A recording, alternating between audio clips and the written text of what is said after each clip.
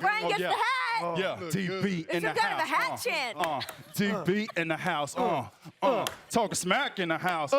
We smack. Like the video, subscribe to the channel, and turn on those notifications. And once you're done, leave a comment down below and I just might end up responding. The lifespan of a wrestling career truly depends on the wrestler. Some guys manage to bolster impressive resumes that span across multiple decades, while some talent end up off the grid in a matter of 2 years or less. A lot of times it's due to poor booking, backstage disputes, or politics and the likes, but sometimes a wrestler will either luck out or put in the performance of a goddamn lifetime that managed to propel them right back into the hot seat, or even sometimes it propels them further than they've ever been before. I'm D-Wicket, and these are the 10 matches that saved a wrestler's life. Number 10, Jinder Mahal versus Randy Orton, Backlash 2017. Remember in the intro when I said sometimes it could propel a wrestler further than they've ever been before? Holy fucking shit, did that happen? Jinder Mahal was a legitimate joke wrestler for just about his entire WWE career. After the initial push most debuting superstars often get faded away, his flaws and just general blandness really started to stand out. After years of jobbing, three-man banding, and leaving the company, Mahal returned early 2017 only to job out in the Andre the Giant Memorial Battle Royal to Gronkowski and Mojo Rawley. Keep that in mind as I tell you just 3 weeks later, he was the man that was named #1 contender to the WWE Championship, and just a couple weeks after that, won the damn belt. Not only did he win the belt, he held it the whole fucking summer. It was truly awful for everyone involved and professional wrestling as a whole, except for Jinder. So, I mean, good on you. Good job, Jindy. Tosses Orton back inside the ring.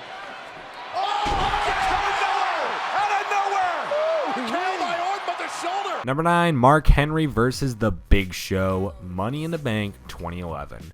Is it weird to anyone else that Mark Henry, undoubtedly a WWE legend, Hall of Famer, and a former Olympian's best moments were all post-2010? I seriously don't remember a single footnote off this man's career that isn't sexual chocolate or fighting Taker at WrestleMania until 2011. Well, thank God for 2011, specifically Money in the Bank that year, as it gave us not only Daniel Bryan winning the briefcase, and that 5-star classic between Big Match and Pipe Bomb, but also the birth of Mark Henry's greatest run during his time in the WWE. Turning heel and going badass, Big Show was the first victim of Mark's Hall of Pain, which set his career on a track it hadn't ever been up until that point, and actually shot him so high that it got him a world championship, which is something he had never had until this moment.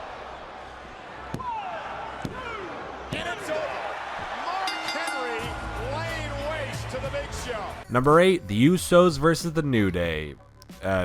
Fucking everywhere. I'm gonna be real with you guys. I don't have a single fucking match in mind because every single time these pair of wrestlers go out after 2016, it's basically just fucking gold. The Usos to me were a really bland tag team for a long time, but somewhere in 2016 to 2017, personally, that's when they really started to connect. The New Day may have peaked in early 2016 in terms of their comedy, but their in-ring work has only gotten crisper and cleaner throughout the matches, and these two teams have countless bouts with each other worth mentioning. Everything from handicap matches to Hell in a Cells, these teams have pretty much held SmackDown Live divisions together for the entirety of the last year and somehow always end up entertaining together no matter what match they're in. And Kofi's ready to beat Jimmy and Jay at their own game. Going up to the top here. Kofi with a crossfall. Oh my God, they caught it. Number 7, Brock Lesnar versus The Undertaker, WrestleMania 30.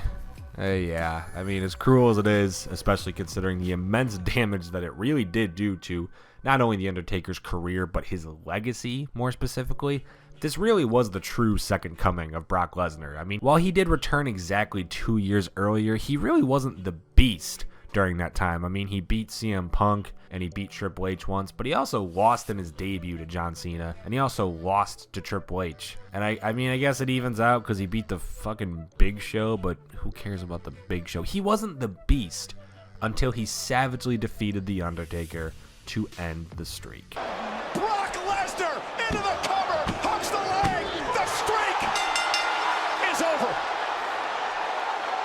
Number 6, James Ellsworth versus Braun Strowman, somewhere Raw in 2016. Can you lose something that you never had? And in the same vein, can you save something that never truly existed? Well, I'm pretty sure it'll be hard to find 9 other lucky bastards in James Ellsworth's scenario, so we'll go ahead and throw this story here. As we all know, Braun Strowman is big, he yells, "Braun!" and then he beats up people. Early on in the Braun experiment, he was taking on bottom-of-the-barrel jobbers whose names were barely even mentioned in passing, especially since the matches often lasted about as long as his opponent's names if each letter was worth a single second. James Ellsworth somehow proved himself to be unique by Oh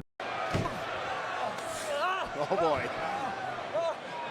Look at how big Strowman is. Number 5, Kevin Owens versus Shane McMahon, Hell in a Cell 2017. Now, I know what you're probably thinking. Who in the hell in a cell had their career saved during a match that saw Shane McMahon plummet to his death and Kevin Owens just barely hold his own for 39 goddamn minutes against someone who's not even a fucking wrestler?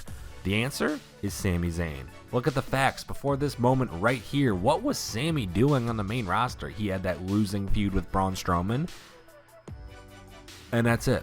It wasn't until turning heel and siding with KO when he started getting worthwhile matches against guys like AJ Styles for the WWE title, matches against Shane McMahon. I mean, that's when he actually started getting the airtime that he deserves.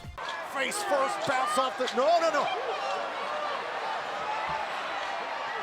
Oh my God! Number 4, Sheamus versus Cesaro, Clash of Champions 2016.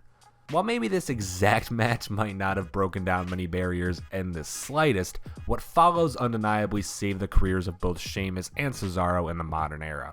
That is right, folks, a double entry. This is a top 11 list, because it's almost impossible to really imagine one of these wrestlers without the other by their side as of the last 3 years. And that's for really good reason. Much like New Day and the Usos, these guys bring out the absolute best in each other, and with neither of them really going anywhere, we're really lucky that the best of 7 series they had for a championship contendership ended in a draw, so we could get the evolution of one of the best tag teams of the last 5 years. Sheamus whipped into the corner. Uh-oh, he catches Cesaro, the rolling senton. Is that enough to the bad back? Number 3, Seth Rollins, that episode of Raw. A little under a year ago, Seth Rollins put on a Monday Night Raw performance that quite literally positions him as WWE's Iron Man.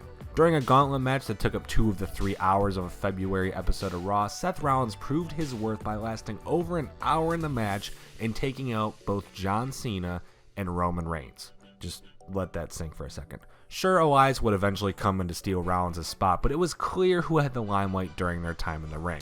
I mean, did you hear the words that just came out of my fucking mouth just a few seconds ago? He pinned both John Cena and Roman Reigns in the same night. Back to fucking back. I mean, the dude took down the 2 biggest stars in the company, one immediately after a fucking another. I mean, Jericho bragged about doing something like that for 15 years, and Rollins was in the ring for almost twice the time Jericho was. Seth Rollins, you're a fucking beast. Please beat the beast and become Universal Champion. Thank you very much. There's down, Rollins slips out. Now it's Reigns in trouble. Stacks him up. Got him. Seth Rollins. Rollins got Reigns. Number 2, Daniel Bryan versus Sheamus, WrestleMania 28. While the night after gave us some epic Brock Lesnar returns, the night itself gave us the very underwhelming matchup between the American Dragon and the Great White. Only lasting 18 seconds despite being a potential match of the night contender, it is safe to say that this match was one of the biggest disappointments of the night. It's not often that you could expect good things to come out of bad booking like this, but this is widely accepted to be the turning point of the Yes movement and the subsequent monster push of Daniel Bryan. After this, the Yes/No chance would explode, with Team Hell No going over as a massive success, and Bryan breaking out as a single star that was so damn popular even WWE's own booking couldn't keep him as a B+ player. He was the best wrestler in the company, and the fans goddamn well knew it, and so they demanded it, and in the end we got WrestleMania 30. Hell, the title reign that we're enjoying right now wouldn't even have happened if it wasn't for the Yes movement, so we have this original fuck-up booking to thank, I guess. Good luck kiss from AJ to Daniel Bryan. Oh, man! A pro kick by Sheamus! A hook of the leg! He did it! Oh. And number 1, of course, it is Shawn Michaels versus Triple H, SummerSlam 02. Of all the matches to save a wrestler's life, this one quite literally might have. During his 5-year hiatus, Michaels did a lot of work on himself and went from a drug addict to a born-again Christian, and props to the man, but kinks were still there, and he knew this when he came back in 2002. Shawn Michaels wasn't really sure if wrestling was still his thing anymore. Obviously, he was the best in the world at a time, but that time was over half a decade prior. Could he still do it? Well, SummerSlam 2002 sure as hell answered that question, and it was a resounding holy fuck yes he can. With his best friend Triple H helping him throughout the match, Michaels refound his mojo and eventually went on to fulfill the secondary half of his legendary WWE career, retiring to The Undertaker in 2010 and never wrestling again, ever again.